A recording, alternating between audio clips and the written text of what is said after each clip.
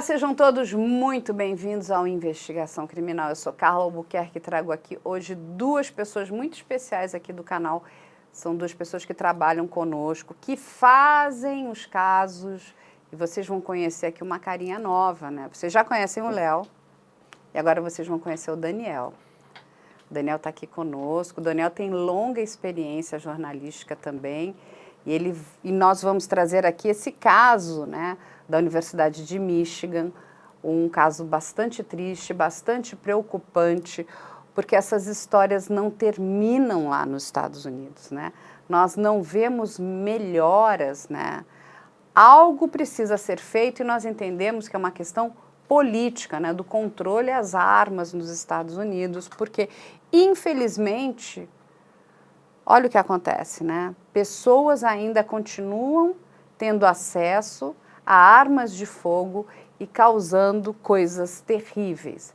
E isso aconteceu agora, no dia 13 de fevereiro de 2023, na Universidade de Michigan, onde três pessoas muito novas vieram a óbito porque uma pessoa completamente descontrolada entrou na universidade portando arma e começou a abrir fogo dentro de salas de aula. As informações que nós recebemos, que isso aconteceu dentro, né, do curso de História, esse homem entrou pelos fundos e começou a abrir fogo. E ali, infelizmente, 3 pessoas vieram a óbito. Nós aqui queremos parabenizar, né, os alunos, né, que são extremamente corajosos, que tiveram ali ações muito rápidas, quebraram janelas, né, começaram a auxiliar os seus colegas para que eles pulassem do primeiro andar, né, outros alunos esperando, né, na parte de baixo para ajudar esses alunos que estavam pulando, né, inclusive correndo risco, né, de morrer, né, porque você imagina aquele volume muito grande de pessoas desesperadas. E é muito triste, nós temos ali 3 jovens que vieram a óbito, 2 meninas e um rapaz. E aí eu vou passar aqui a palavra aqui para o Léo, que já é bastante conhecido aqui de vocês. Léo, fala um pouquinho mais do que aconteceu para a gente. Então, Carla, aqui a gente vê mais uma história dos Estados Unidos de chacina, tiroteio, ataque e mortes, né? Por que eu digo isso? Porque, só para a gente ter ideia em relação a números, nos Estados Unidos, esse ano, a gente teve mais ataques do que dias do ano. São 67 ataques registrados até o dia 13. Em uma única semana de janeiro, foram 4 ataques nos Estados Unidos. Então, a gente pode calcular que é mais de um ataque por dia, né? Isso está virando uma coisa banal nos Estados Unidos. E é justamente por conta daquilo que você trouxe. As pessoas estão tendo um livre acesso às armas de fogo, né? Que foi o que aconteceu nesse caso mais uma vez. E a gente tem isso como consequência. Esse ataque ele aconteceu no dia 13 de fevereiro, né, numa segunda-feira, por volta das 8h30 da noite. Anthony McRae, de 43 anos, é o acusado e morto. Ele se matou, né?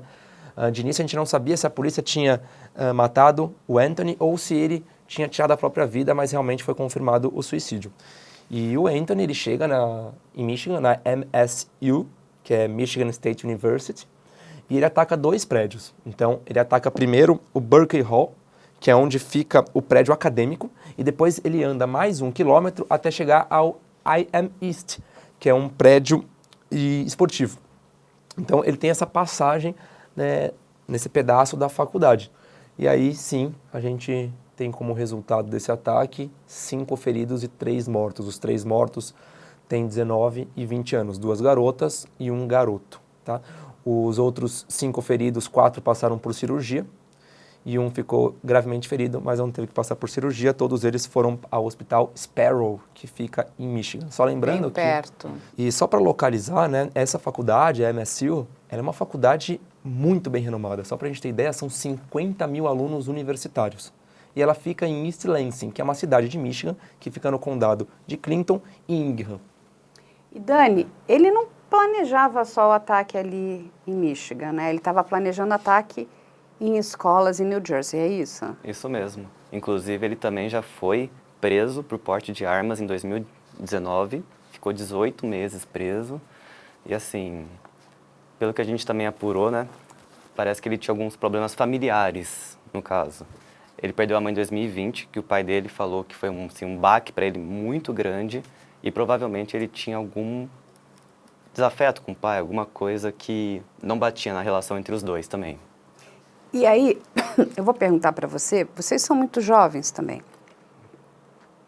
Quando a gente vê, né, uma pessoa com desequilíbrio, né, o Daniel acabou de falar, ele é uma pessoa que tem características fortes de desequilíbrio, tendo acesso à arma. O que vocês pensam sobre isso? Vamos deixar o Daniel falar.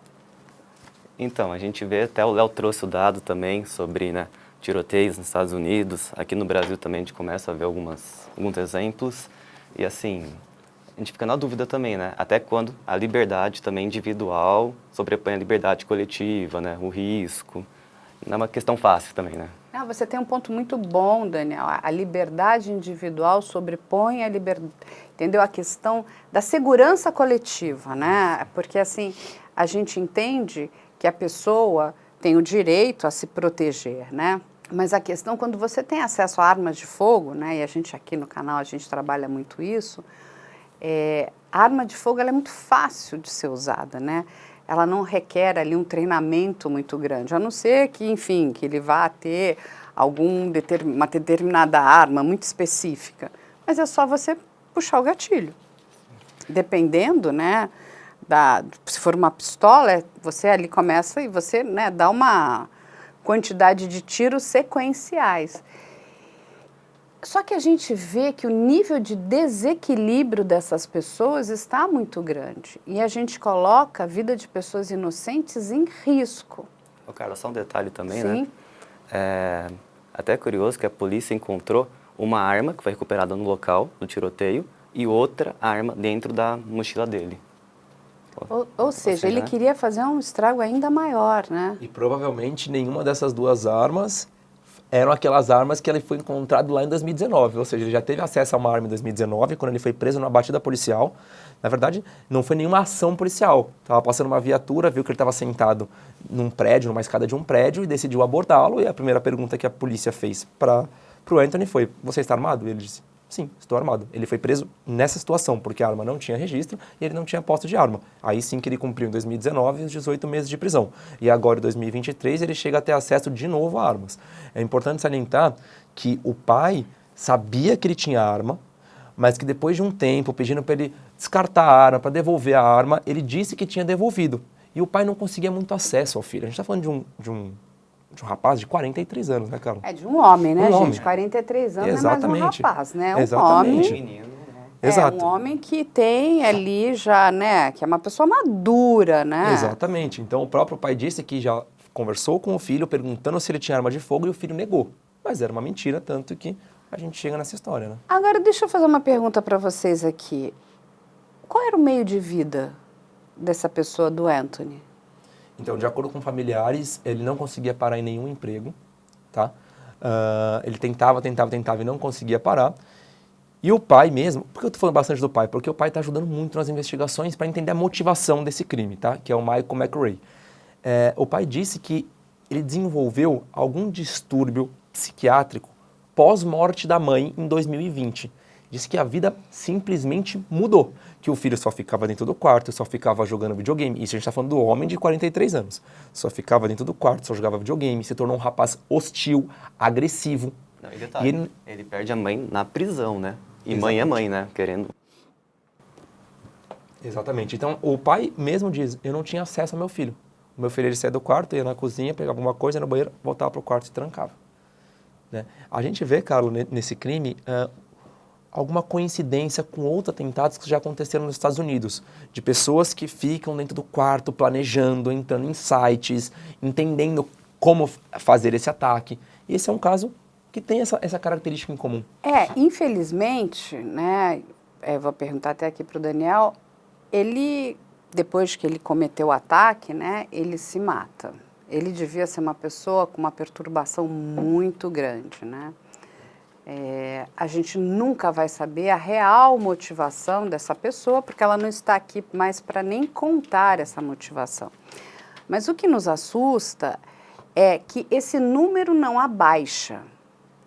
E eu acho mais preocupante ainda é que o governo americano também não toma atitudes para que, né, nós tenhamos ali, né, leis que sejam mais rígidas, que controlem o acesso, né, das armas. Tem uma série muito boa que se chama Ozark, uma série até da Netflix, aonde é fantástico, né? Um rapazinho que tem síndrome de Down, ele entra num supermercado, como se fosse um Walmart, e ele compra uma quantidade absurda de armas. Ou seja, ele compra arma, ele compra bala, ninguém checa absolutamente nada, ele passa e paga na máquina, né, na registradora ali, no caixa, como se ele estivesse comprando carne e leite, não é isso? É isso, né?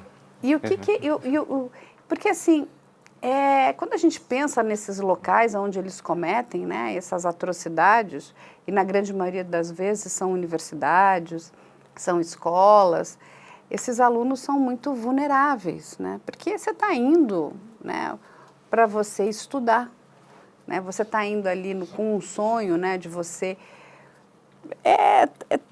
tá construindo, né, o seu caminho profissional e de repente você se depara com isso. E a gente fala da questão do trauma, né? Você imagina as pessoas que viveram esse trauma, como é que fica isso, né? Não, durante 5 horas, a polícia fez uma varredura na universidade e durante 5 horas as pessoas viveram um pânico lá dentro, né? Porque não sabiam se Todo mundo evacuado. Se o atirador ainda estava vivo, se ainda estava por lá. Durante 5 horas eles viveram esses momentos de tensão. E também é curioso porque, assim, entre um ataque e outro, tem 1 hora de diferença entre as duas instituições, né, da universidade.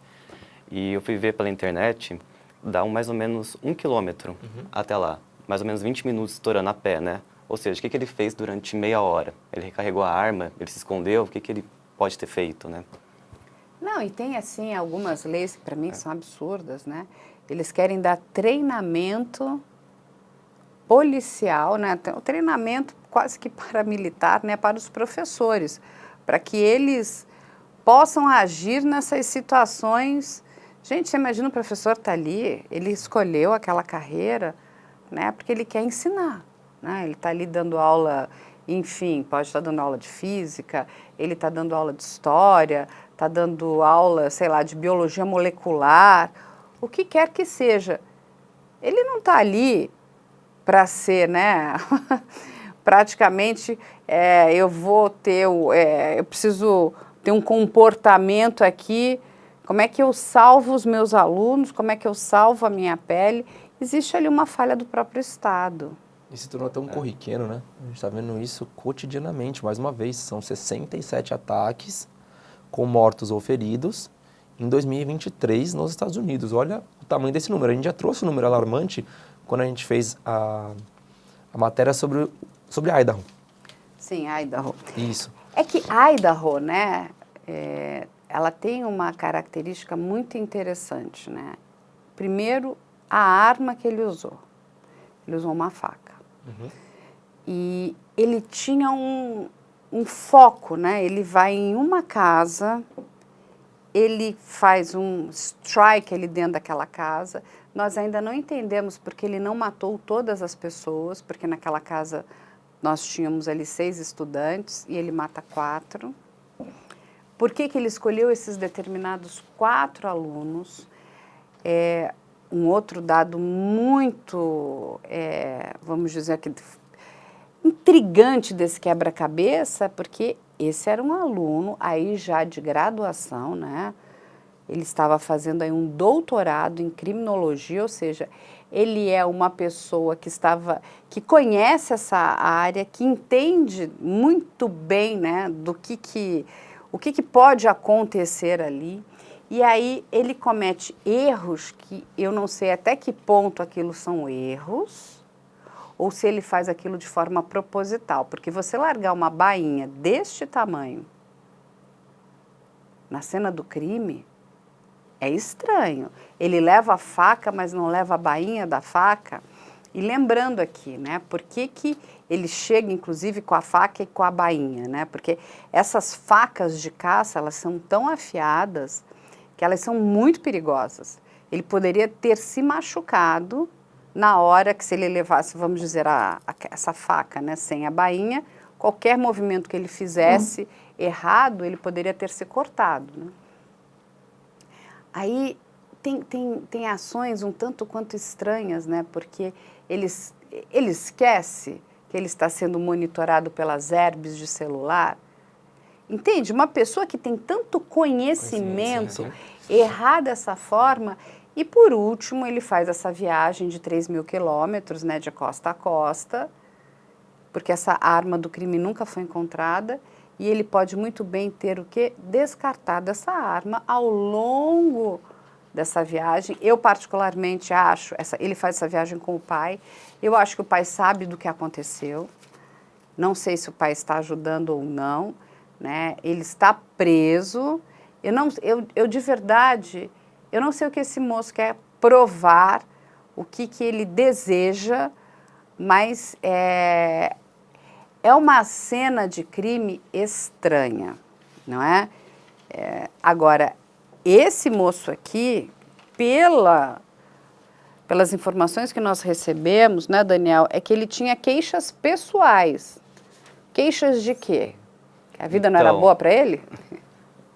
Se ele jogava videogame o dia todo, né? Então a gente não sabe também como que era, mas assim, até encontraram um bilhete dentro da mochila dele que estava escrito assim: aos que me machucaram, sabe? Então, provavelmente devia ter alguma relação, não sei, com a universidade ou com a cidade. Também fica assim um pouco mistério. Aí, ou seja, as pessoas que machucam, elas merecem morrer, é isso? Mas, na verdade, não foram essas pessoas. Essas pessoas são inocentes, ele não tinha nenhuma relação com a universidade e com essas pessoas, correto? Correto. Correto, ele não tinha nenhuma relação com a faculdade nem com as pessoas e foi encontrado um bilhete, inclusive com outros locais. A gente sabe se ele fazia algum tipo de tratamento psiquiátrico? Não fazia nenhum tipo de tratamento psiquiátrico, os familiares já tentaram, inclusive a irmã dele já conversou com ele sobre isso, né, anteriormente, obviamente, e ele não fez. E eu vou perguntar uma coisa para vocês, né? É lógico que a gente está aqui em outra realidade, a gente está no Brasil, não está nos Estados Unidos. O Brasil tem um defeito horroroso, ele adora copiar as coisas. Quando ele copia as coisas boas, eu acho legal, mas ele gosta de copiar coisas ruins, né? Acha engraçado e fala, olha, vamos fazer, né, a mesma bobagem que estão fazendo lá fora. Eu não sei se vocês chegaram a fazer algum levantamento, existe algum trabalho com os congressistas americanos para trazer um pouco mais de segurança para a sociedade? As autoridades policiais, nesse caso, até deram um depoimento, né, deram uma entrevista, dizendo que está totalmente fora da realidade dos Estados Unidos, que o número está se tornando cada vez mais alarmante, coisa que a gente vem debatendo aqui há tempo já, né, Carla? E que de início não tem nada sendo feito, nenhuma ação social, nenhuma ação pública sendo feita para diminuir esses ataques. Inclusive, a própria lei de acesso às armas de fogo também estão vigorando da mesma forma. Então, a gente não vê nada de expressivo para a gente começar a ver esses números diminuindo, né? Tanto que em 2022 a gente teve uma variedade enorme de ataques, em 2023 a gente já tem novamente um número alarmante, né? Se a gente está falando de um ataque por dia, a gente está sabendo de vários ataques que nem são noticiados, né? Vou trazer um número aqui, 21 de janeiro teve um ataque em Los Angeles, 11 mortos. Esse aqui foi o ataque mais letal de 2023. 23 de janeiro, 2 dias depois, Half Moon Bay, 7 mortos e 1 ferido. No próprio dia 23, 5 horas depois, em Oakland, Califórnia, 5 baleados e 1 morto de 18 anos. 28 de janeiro, mais uma vez Los Angeles, Califórnia, 3 mortos e 4 feridos. É o 4º tiroteio na Califórnia em uma semana. Dia 30 de janeiro, a gente tem um tiroteio em Lakeland, 10 pessoas feridas. Olha só, né? Daqui a pouco a gente não tem nem espaço para contar mais de tantos ataques que vem acontecendo nos Estados Unidos. E tudo bem que está centrado na Califórnia, né, do quais você falou, né, mas também, Michigan ali, né. Exato, esses são os mais noticiados, aqueles casos que vão para a mídia, né? A gente está vendo só a pontinha do iceberg. Não, e assim, a sociedade, ela acaba sendo punida, né.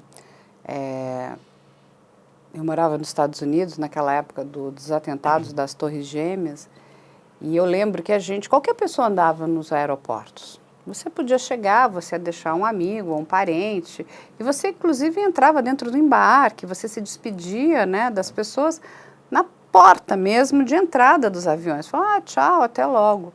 Isso tudo acabou por conta do que aconteceu. Então, toda uma sociedade é punida, né? Aí você entra com sistemas rígidos de segurança, né? Porque exatamente, não, olha, uma pessoa pode estar entrando ali, né, com armamento pesado ou com artefatos que podem causar um grande problema, né, dentro dos aviões. E não é simplesmente eu vou explodir um avião, né?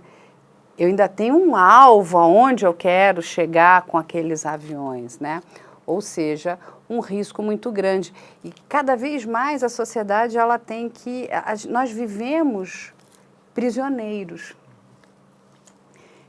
Eu estava até conversando outro dia com um professor de filosofia e ele me trouxe essa questão, né? A sociedade hoje ela é prisioneira, porque infelizmente como os nossos congressistas não sabem como lidar com esses assuntos, né? Porque existem muitos interesses, né? A indústria bélica nos Estados Unidos ela é muito forte, ela é muito poderosa, né? Ela não tem interesse em diminuir, né, a venda de armas. Mas olha o que está acontecendo. E quem é punido é a gente, a sociedade, né? Como você falou. Exatamente, é a sociedade. Aí quando você olha, né, por exemplo, as pessoas estão numa maratona e ali tem um ataque. As pessoas estão numa escola, ali tem um ataque. As pessoas estão dentro de um avião, ali tem um ataque. Qualquer lugar pode ser alvo, correto? Sim, sim. Inclusive, Carla, fica até um questionamento aqui para a gente pensar, né? Se tantas pessoas comuns, a sociedade tem acesso nos Estados Unidos facilmente às armas de fogo, por que não ampliar a segurança nessas universidades e escolas, que são os principais lugares onde acontecem os ataques? Por que pessoas de bem, nesse cenário, tá, também não andam armadas? Eu quero dizer, segurança privada, segurança particular, a própria polícia da universidade, porque a gente vê que essas pessoas que cometem os ataques, elas chegam até os locais, cometem os ataques e está tudo bem. Até a polícia chegar, ser acionada, já leva um tempo, o ataque continua acontecendo e mais pessoas morrem. Na MSU, não tinha uma polícia preparada ou uma segurança privada da universidade preparada para imediatamente coibir a ação dessa pessoa. E muitas pessoas, por exemplo, aqui, né, nós temos assim, sei lá, pais que compram armas. Aí o filho vê a arma em casa e acaba usando, não é isso, Daniel? Isso mesmo, né? Tem a referência do pai já, né? E você sabe que eu entrevistei algumas pessoas da área de tecnologia, né, que eles estavam fazendo testes. Eu não sei até que ponto, quanto essa pesquisa avançou, né, ela foi para frente, mas que, por exemplo, é o seguinte, então, eu sou dona dessa arma. Então, eu poderia ter um microchip, como, sabe, você tem um microchip para abrir porta hoje, pagar cartão de crédito. Esse microchip, ele estaria ligado à minha arma, ou seja, só eu poderia usar essa arma. Então, se eu tenho uma arma em casa, isso coibiria, a arma ela não entraria em funcionamento com uma outra pessoa. Então, o meu filho não poderia pegar a arma, uma pessoa estranha, vamos dizer, um ladrão, ter acesso a essa minha arma. Ele até poderia ter acesso, mas ela não teria funcionamento, ela não conseguiria ser acionada, né? E a gente vai lembrar aqui, a gente tem o caso ali da família Pesseguini, onde um menino tão novo, né, os pais eram policiais militares, né? O pai inclusive trabalhava na rota, a mãe trabalhava na polícia militar, ou seja, ele tinha acesso às armas. E o que acontece? Ele pega a arma e ele extermina a família inteira e depois ele acaba se matando também. Olha o perigo. Então, nós precisamos trabalhar com tecnologias não só de engaiolar a sociedade, aprisionar a sociedade, porque é isso que vem acontecendo, sim, né? Sim. Daqui a pouco é o seguinte, vamos aprisionar todo mundo nos campos das universidades, você tem que passar por revista. Você já imaginou que inferno que vai ser isso? A gente está falando de 50 mil alunos, você vai revistar 50 mil alunos? Não é a solução, né? E eu não vejo, não adianta você querer crescer a indústria bélica e não pensar na segurança das pessoas. Com certeza. Porque a segurança ela tem que vir em primeiro lugar. Como é que eu garanto a segurança das pessoas? Ok, eu preciso garantir o direito fundamental daquela pessoa se proteger. Ela pode ter o direito a ter uma arma. Mas como é que eu garanto que aquela arma ela não vai ser usada para outra finalidade, para uma finalidade como essa? Porque uma coisa é o seguinte, eu quero ter, eu moro numa fazenda, isso aqui é perigoso, alguém pode atacar a minha fazenda, ou eu moro numa região, né, perigosa, onde tem muito assalto, as pessoas tentam entrar e roubar, então eu quero me proteger. Isso é uma coisa. Inclusive, legalmente é assim que funciona no Brasil quando você vai comprar uma arma, né? Você passa por uma aprovação da Polícia Federal e você tem que provar, estou dizendo, através de meios lícitos, tá? É assim que você chega até uma arma de fogo. Você tem que provar para a Polícia Federal que você mora num local perigoso, que você utilizaria a arma para devido fim. É assim que acontece. Lá nos Estados Unidos a gente vê que qualquer pessoa compra. É o que você falou, Carla. Você chega no Walmart, que é um supermercado, e você tem acesso à arma de fogo. Olha, se a gente já tem uma pessoa reincidente que comete o ataque, que é o Anthony, estamos com a foto dele aqui. Se ele já foi preso em 2019, com porte de arma, com arma ilegal, sem registro, como que ele tem acesso novamente a outras armas de fogo? Né? Olha a facilidade que essa pessoa tem para chegar. Né? Não era uma, né? Exato, duas armas. Eram várias, né? E assim, é um trauma muito grande, né, Daniel? Não, com certeza, para todo mundo, né? Para o pai também que quer saber esse mistério, para as vítimas, para quem está gravemente ferido no hospital também, que... Exatamente. E sabe, assim, para nós que trabalhamos com jornalismo, é muito frustrante. É muito frustrante, porque quando a gente pensa, não, alguma coisa será feita para diminuir, né, essa questão dessa violência contra, enfim, contra escolas, contra locais públicos, e nada é feito. Porque uma coisa é muito importante. Uma coisa é você ter a posse, outra coisa é você ter o porte. Você pode ter a posse, e a posse você tem que manter essa arma dentro da sua casa ou dentro da sua empresa, mas você não pode sair portando ela no meio da rua, colocando, né, a vida da sociedade em risco. Gente, vamos lembrar, a gente teve aqui no final do ano, né, vocês devem lembrar muito bem, né, uma congressista nossa aqui que saiu com uma arma, né, no meio dos jardins, gritando. Você imagina se essa mulher tropeça, se alguém bate no braço dela, aquela arma podia ter disparado e ter matado pessoas. Olha o nível de agressividade, né, e de violência dentro das pessoas. A arma não é a solução para problema, sabe, para esse tipo de conflito. A arma, ela só tem uma função, ela te proteger, né? E eu ainda eu advogo o seguinte ponto. Eu acho que só pode ter arma quem sabe usar, número um, e quem tem condições emocionais para ter uma arma. Porque uma pessoa muito desequilibrada, muito ansiosa, nervosa, raivosa, não pode ter uma arma. Vai dar ruim, né? Não vai? Vai. Não é? É que nem aquela coisa, procura briga, né? Aí ele fica, porque a pessoa ela se sente empoderada, não se Verdade. sente? E a gente vê isso aqui, né, Carla? Ó, Arielle, Alexandra e Brian. 19 anos, 20 e 20 anos. Né? Que Alunos tristeza. exemplares, atletas líderes. Né? A gente teve várias imagens de redes sociais das pessoas se despedindo desses 3 jovens, né? E eles tinham opiniões unânimes em relação a esses alunos, que eram alunos que eram realmente prestigiosos, né? Faziam parte das atléticas da faculdade, estavam preocupados com a saúde, com o próximo, né? Eram esportistas, tinham boas notas, até porque para entrar na Universidade de Michigan não é simplesmente ir lá bater na porta e entrar, então tem todo um estudo preparatório para você conseguir ingressar nessa faculdade, né? E aí o Anthony acaba causando todo... Eu vi alguns relatos de alguns alunos, né, que depois deram depoimento, inclusive, para a própria CNN americana. É tão triste o sofrimento dessas pessoas. É assim, eu acho que esses congressistas, eles precisam ter mais empatia, porque a dor dessas pessoas é algo assim, é inimaginável. Mesmo aqueles, né, que não sofreram, né, não foram baleados, não foram atingidos, eles não foram atingidos pela bala, mas eles foram atingidos pelo incidente, né? Sim, E sim. como é que fica a vida? Porque é um trauma muito grande. E viver com esse trauma, você vive com o medo. Sim. Viver com medo é muito duro, é muito triste, né? Você estava falando, te priva da liberdade, né? Da segurança também, né? Exatamente. Nos coloca, né, de novo dentro de prisões. Nós vivemos em prisões hoje, né? Tudo. A gente tem medo.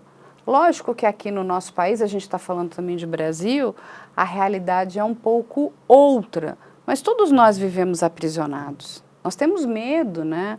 Porque tudo pode virar um problema, um incidente muito grande. E eu não sinto, né, vontade política, e aí eu vou voltar aqui para os Estados Unidos, para melhorar essa situação. Vocês que estudaram o caso até mais do que eu, vocês encontraram alguma coisa? Não, literalmente não tem, não há nada sendo feito, nenhuma atitude sendo tomada de forma expressiva para a gente debater aqui, agora vamos fazer isso, vai ter essa mudança. Não tem, não tem.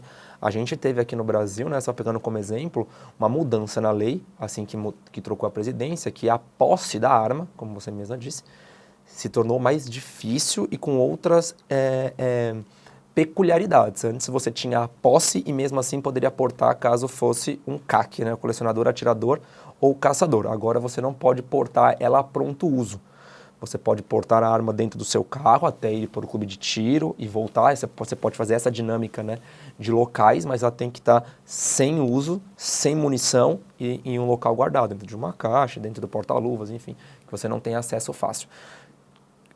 Uma atitude que poderia ter sido tomada nos Estados Unidos, né? Pode ser tomada nos Estados Unidos, mas até agora a gente não tem nenhuma mudança na lei que se torne mais difícil, que dificulte o acesso das pessoas às armas de fogo. A gente tem um caso aqui, Léo e Daniel aqui, que é o da Isabeli. Lá no sul, uma mocinha muito nova, né, ali que estava com uma carreira promissora, né, e ela foi morta em circunstâncias, assim, no meu ponto de vista, estúpidas, porque pessoas portavam uma arma dentro de um carro e o que tudo indica ali, que houve ali, né, uma disputa ali de trânsito, uma coisa meio de macho alfa, você me cortou, você me fechou, aí um desce do carro, pega a arma, sai, tipo, sabe, lógico que eu entendo que aquela pessoa não tinha intenção de matar, mas quando ela pega a arma e sai dando tiro, acerta uma pessoa que não tinha ela nada a ver acabou com o acertando essa menina que não tinha nada a ver, estava dentro do carro com a mãe dela, voltando para casa depois do trabalho. E aí? É isso, entendeu? É esse empoderamento, né? São esses segundos, porque são segundos que você não pensa e você coloca tudo a perder. E é por isso que a psicologia, nesse sentido, é tão importante, né, Carla? Porque se a pessoa se envolve numa briga de trânsito e ela sabe que ela está armada, ela também sabe que ela não pode utilizar a arma para aquele devido fim, né? Se a briga de trânsito aconteceu nesse percurso da casa dela até o clube de tiro, essa arma tem que ser utilizada exclusivamente dentro do clube de tiro, não fora do clube. Não tem que usar para apavorar alguém ou simplesmente atirar em alguém. E provavelmente essa pessoa que utilizou essa arma, né, que cometeu esse crime contra essa garota, não tinha nem a ideia de como manusear esse armamento. Porque como se tornou mais fácil há algum tempo, as pessoas começaram a ter um acesso mais fácil também às armas. Então, talvez o treinamento não fosse treinamento devido para essas pessoas. A população começou a se tornar mais armada, mas não tinha o devido treinamento para portar um artefato que tira a vida de uma outra pessoa. Entra também a ansiedade na hora, né, de querer dar uma de machão, né? Tudo isso vai somando e... A gente vai entrar no mundo da barbárie, né, Daniel? Somos bárbaros. sai tirando aqui, uma coisa meio Rambo, né?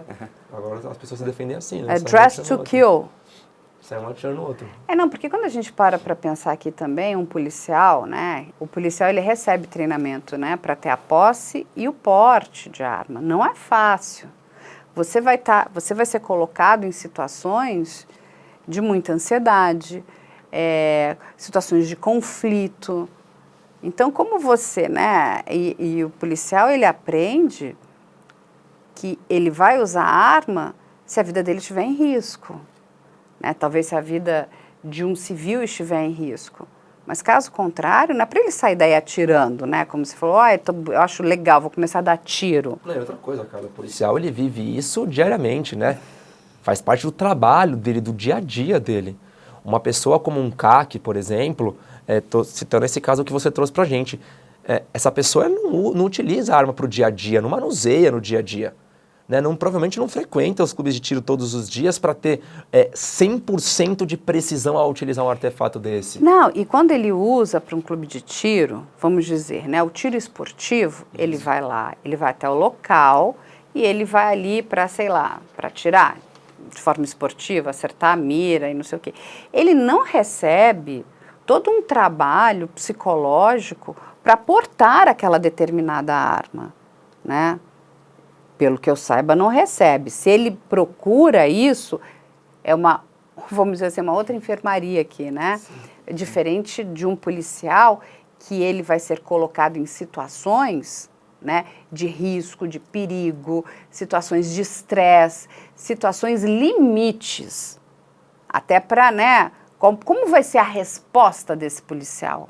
Como é que ele vai reagir em determinadas ações. Então, a gente entende que essas pessoas que trabalham, né, nas áreas de segurança, elas têm treinamento. Mas, de novo, não adianta você ter uma arma em casa e aí, olha só, uma pessoa siderada, uma pessoa que, de verdade, né, quando vocês me falaram, ele passava o dia jogando videogame, o que ele fazia da vida, né? Não trabalha, não estuda, não faz nada, né? O tal do famoso nem, né? Aí, nitidamente é uma pessoa que precisa de muita ajuda psicológica para sair, porque ela se enfiou num buraco, né? Ela nutriu um ódio, né? E ela vai indo, né? Ela vai afundando nessa areia movediça e parece que ela não tem saída. E levou gente junto, né? Também para baixo. E levou gente junto. Infelizmente, 3 pessoas muito jovens, um trauma enorme, né? Agora vai recair aí sobre a Universidade aí de Michigan, né? Você imagina, as pessoas, elas ficam com medo, elas ficam apavoradas, né? O que pode acontecer? Você não escuta um barulho, você já fica, né, assustado. Será que vai acontecer de novo? É muito triste, gente. Eu de verdade, eu acompanho muito os noticiários dos Estados Unidos e concordo com vocês. Eu não tenho visto ali um trabalho efetivo dos congressistas americanos para mudar essa realidade. Eu vejo uma sociedade que clama, que implora por mudanças, né?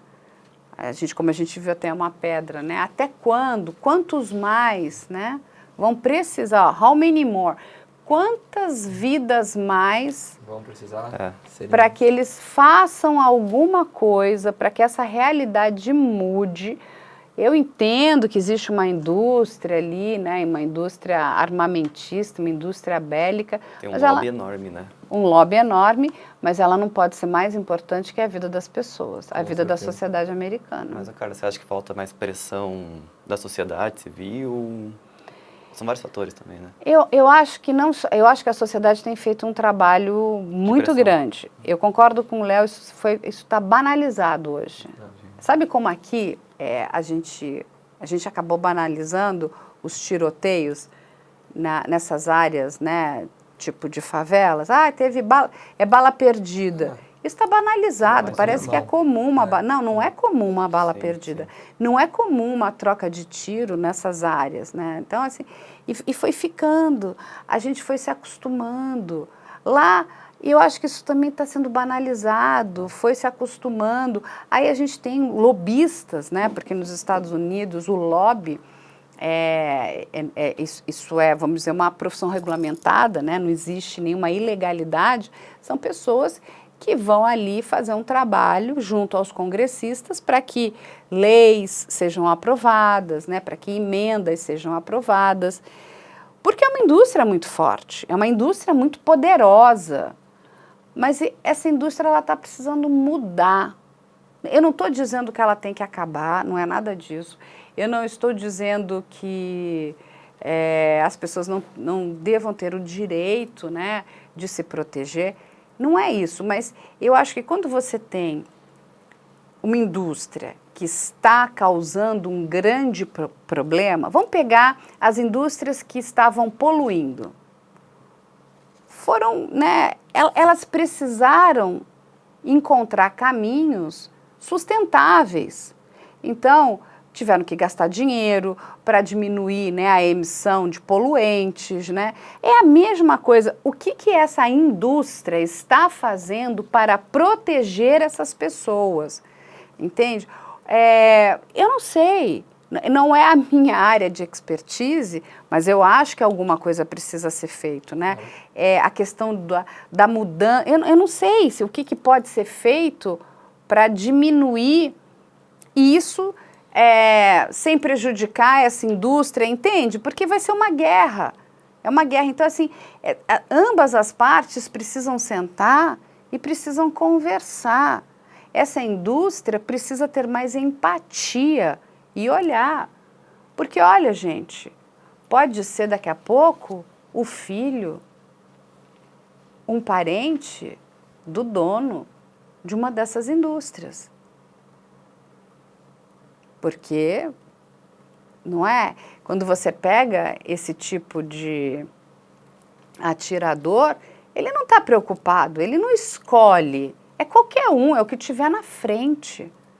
Então, é isso, é procurar ali um meio termo para que essa indústria continue existindo, mas que ela proteja a sociedade. Da mesma forma que as indústrias que poluíam tiveram que se adaptar e encontrar meios e mecanismos para continuarem existindo, então, enfim, tiveram que fazer mudanças, adaptações, melhoramentos, enfim. Eu acho que é a mesma coisa aqui. Não é possível, a gente vive num momento onde nós temos ali mentes brilhantes que podem trabalhar na área de tecnologia. Eu acredito que o avanço tecnológico seria uma boa resposta, mas, Carla, sinceramente, por toda a pesquisa que a gente fez e pelo que a gente vem enxergando nos últimos 5 anos, eu acredito que não vai ser tão brevemente que um avanço tecnológico, como, por exemplo, um microchip, que só a própria pessoa utilize a arma que é dela, a gente não vai ver isso. Eu acredito que no curto período de tempo a gente não vai ver isso, porque essa é uma indústria de massa, né? Então, todos os dias, novas armas estão sendo produzidas. Para você estancar esse sangramento e começar a fazer com que a população e as pessoas tenham acesso a uma determinada arma que só ela vai conseguir usar, eu acredito que é uma luz no fim do túnel, mas que não brevemente a gente vai conseguir ver isso. E outra coisa que me levanta um ponto de interrogação, né, quando a gente fala sobre esses crimes, a facilidade de acesso que esses atiradores têm às universidades. Quando a gente compara isso com o Brasil, no Brasil a gente tem portarias, catracas, é um pouco mais difícil. Nos Estados Unidos é tudo mais aberto, né, até porque é cultural isso, né, é tudo mais aberto. Então você pode perceber que os atiradores têm livre acesso à sala de aula, então eles passeiam pelas faculdades, pelas escolas, né, tem acesso à sala de aula, às creches, e não tem alguém para interceptá-lo antes da própria entrada, né? Quando a gente pega uma faculdade de renome aqui no Brasil, a entrada é mais dificultada, é mais difícil. É que lá a gente está falando de campus universitário, Exatamente. né? Então, quando você entra praticamente dentro de uma cidade. Como a gente tem aqui, a nossa aqui em São Paulo, né? A cidade universitária que é a USP, qualquer pessoa pode entrar lá também. Né? Aí quando você vai para uma faculdade, aí é um prédio, que aí tem uma catraca. Em algumas universidades nos Estados Unidos, por exemplo, eu conheço algumas, enfim, você vai vamos pegar aqui Stanford, você consegue entrar no campus, mas alguns prédios você precisa de uma permissão, de um acesso, né? Talvez de um cartão com um leitor, você tem algumas travas, vamos colocar assim, sim. para impedir, inclusive, porque você também tem ali equipamentos que são muito caros, para que esses equipamentos também não sumam, você tem algumas preocupações. Mas, quando você trata dessas universidades muito grandes, né, desses campos, é tudo muito aberto. Aí é uma porta, e é o que você falou, se ele não entrar numa sala de aula, ele vai, entra numa reitoria, ele entra onde os alunos estão comendo, exatamente, né, Daniel? Numa cafeteria, enfim. Se ele quiser fazer um estrago, as pessoas estão andando ali, estão correndo, andando de bicicleta. É um lugar muito agradável. As universidades americanas, elas têm, quem já teve a oportunidade de visitar, aquilo é um espaço muito gostoso, né? Porque está ali tudo voltado para a questão do estudo, da interação das pessoas. Então, para que as pessoas fiquem bastante tempo ali estudando, fazendo pesquisa, se conhecendo, né? Trocando informações. Nós temos pessoas que viajam de outros países, né? Então, você tem pessoas de várias nacionalidades ali estudando. É uma troca muito grande, né? Esse conceito da Universidade Americana é muito interessante, né?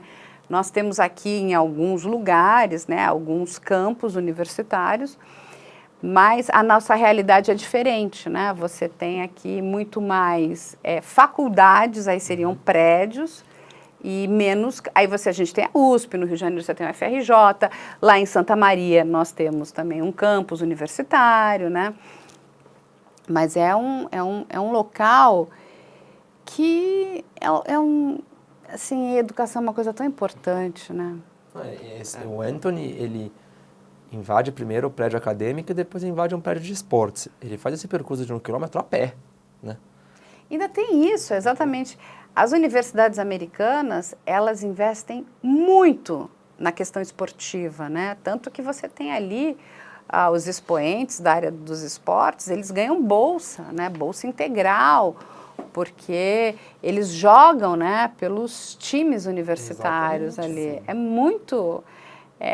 ela foi toda preparada para ser um lugar de acolhimento. Exato. Inclusive, temos vítimas que eram atletas. Jogavam pelas faculdades, pela faculdade. O tanto que eles iriam produzir, né, crescer, trabalhar. Exato. É isso que o Daniel falou, né? O que foi interrompido ali, né? São jovens promissores, né? E, nossa, cara, me veio na cabeça agora, eu entrevistei a delegada Anarda Araújo sobre o caso Daniele, e a polícia do Ceará está fazendo algumas modificações, tomando algumas novas atitudes para diminuir a criminalidade, né? Para diminuir a morte de crimes violentos. E ela me disse uma frase muito interessante quando eu indaguei isso, né? Ela falou assim, Léo, a polícia aqui não está só querendo diminuir a criminalidade, a gente está querendo salvar vidas.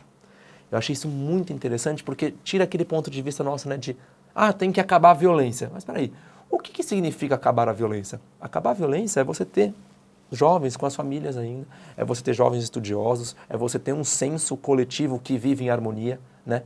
É muito mais do que só diminuir a violência. A gente vai ver os números abaixando. Que bom. Espero que a gente veja os números abaixando para a gente ter essa noção de que a polícia estadunidense está trabalhando para preservar vidas. E não é só isso. Quando você pensa nessas pessoas, não são só essas pessoas que foram mortas. Você destrói famílias. Exatamente. Você destrói a família, essas 3 famílias foram destruídas. E as outras 4 famílias que tiveram que passar dias no hospital porque o filho estava passando por cirurgia devido a ter sido vítima de arma de fogo. Dos 5 feridos, só um teve que passar por cirurgia, mas mesmo assim ficou gravemente ferido. Mas assim, a gente precisa continuar cobrando, né? Eu acho que a sociedade americana precisa continuar cobrando fortemente. Aqui no Brasil nós temos que cobrar também responsabilidade dos nossos congressistas em relação ao acesso às armas, né? Como isso deve ser feito, de que forma, né? para que isso não vire um bumerangue na cara da própria sociedade, né? Você dá acesso e esse bumerangue volta em cima de você e você está ali atirando em pessoas inocentes, Vira né? faroeste, né? Bang bang ali, né? Todo É o mundo- faroeste, exatamente, né, Daniel? A gente vai viver aí de novo. É o seguinte, quem grita mais e tem uma arma aí tem poder, né? É horrível isso, né? Quando você perde, e não é o caso aqui do que aconteceu em Michigan, mas quando você perde a condição de argumentar e acha que o seu poder está numa arma, está tudo errado. Tudo errado. Porque o poder de argumentação, eu discordo, até que você entre numa disputa, numa briga, que ela seja verbal e não que ela seja, né, através de armas, né? Só falta, né, a gente voltar aqui para a época dos gladiadores, né? A gente tem que considerar também, Carla, que nos últimos anos a gente passou por uma pandemia duradoura, né? E isso deu um choque mundial em relação à ansiedade, que quando você faz as pesquisas para entender o que está atingindo a população, como isso está se dando na sociedade, você se pergunta, então a gente está vivendo uma era mundial de ansiosos, pessoas com problemas psicológicos, e essas pessoas provavelmente têm acesso fácil às armas de fogo. Então, obviamente, quando a gente se coloca numa situação de briga, de discussão, de que a liberdade do outro está ultrapassando a sua, você se acha no direito de tirar aquela vida, porque você está empoderado com uma arma de fogo. Eu acho que assim, a pandemia ela tem um fator relevante, mas eu vou mais além. A gente está vivendo um momento de polarização e falta de bom senso. E é isso que tem levado as pessoas a essa... A gente não consegue mais viver com o contraditório. Exatamente. Se você pensa diferente de mim, você é meu inimigo. Gente, pelo amor de Deus. Exatamente. Se você pensa diferente de mim e me trouxer argumentos que me façam pensar, duas uma. Ou eu vou mudar os meus conceitos, ou eu vou, inclusive, melhorar os meus argumentos. Entende? Mas a gente está vivendo um momento seguinte, não, eu quero viver na minha bolha, e se você pensa diferente de mim, você é meu inimigo. A gente criou vários inimigos. Exatamente. Entende? É isso que nós temos que parar para repensar. O que está acontecendo com essa sociedade, uma sociedade que está ficando muito doente. A imprensa tem muita responsabilidade? A imprensa tem muita responsabilidade. Porque ela precisa, inclusive, né, chega um determinado momento que ela precisa trazer um pouco de calma, sabe? Um pouco de bom senso. E não tacar gasolina nessas polarizações, porque você cria isso. Pessoas que começam a ficar insatisfeitas, eu não gosto disso, eu não gosto de você, porque você pensa diferente de mim, então você merece morrer. É isso. Assim. É isso que está acontecendo. Sociedade do ódio, né? Sim. A gente vive uma coisa, exatamente, é o ódio. Isso é muito ruim. Então, assim, são muitos fatores, são muitos atores e tem muitas responsabilidades indiretas, né? Nós precisamos repensar aquilo que fazemos. Nós trabalhamos aqui com assuntos que são muito sérios, muito graves. Em nenhum momento a gente está aqui para ficar botando fogo numa questão que ela já é delicada demais. Entende? A gente tenta trazer luz, trazer bom senso, dar voz às vítimas, né? Entender o que está errado, como podemos ajudar a melhorar, né? Sermos parceiros de algo positivo, né? Interromper esse círculo vicioso e criar um círculo virtuoso, né? Diminuir as intolerâncias. E olha, o diferente, ele só nos faz melhor. Exatamente. Né? Porque ser igual, gente, coisa chata. Me lembra aquela música do Pink Floyd, Another Brick in the Wall. Eu não quero ser mais um tijolo na parede, gente, né? É importante a gente fazer diferença, mas fazer diferença de forma positiva. Exatamente. Meus queridos, Léo e Daniel, vocês aí conheceram agora o Daniel também, que faz parte, o Daniel também estuda bastante aqui as pautas, é aguerrido. Tamo junto, cara. Tamo É um juntos prazer. aí, vai trazer aí muita novidade pra gente. É muito importante que vocês conheçam, né? Quem faz, né? Porque são muitas caras, eu digo, né? Quando a gente vê um trabalho pronto, a gente não imagina a quantidade de pessoas que está ali atrás, né? E eu sempre digo que um dos pilares muito importantes é a apuração das informações, né? Nós recebemos muitos casos e às vezes as pessoas ficam um pouco irritadas. Por que ainda não soltou o caso? Porque tem um monte de gente apurando para saber se é verdadeiro, Exato. se aquela informação está correta, se a gente não está repassando uma fake news, né? Eu digo aqui que um dos meus papéis fundamentais é lançar o bichinho, o vírus da investigação neles, né? Em toda a equipe. Vamos investigar mais, vamos apurar, tem certeza? Será que esse é o caminho? Porque senão a gente faz mais do mesmo. Exatamente. Não é? E antes de você finalizar, Carla, vamos deixar aqui nossa solidariedade à família das 3 vítimas, né? Arielle Sim. Anderson, de 19 anos, Alexandra Werner, de 20 anos, e Brian Fraser, de 20 anos também. É 3 isso jovens aí. que tiveram a vida interrompida. Daniel, seja muito bem-vindo. Você já é parte aqui da equipe. Léo, obrigada a vocês dois aí pela pesquisa, por terem se debruçado nesse assunto. A gente vai trazer aí mais informações conforme elas forem chegando, não é? Mas a gente espera de verdade, né, que os congressistas comecem a pensar, né, nessas vítimas e na sociedade dos Estados Unidos.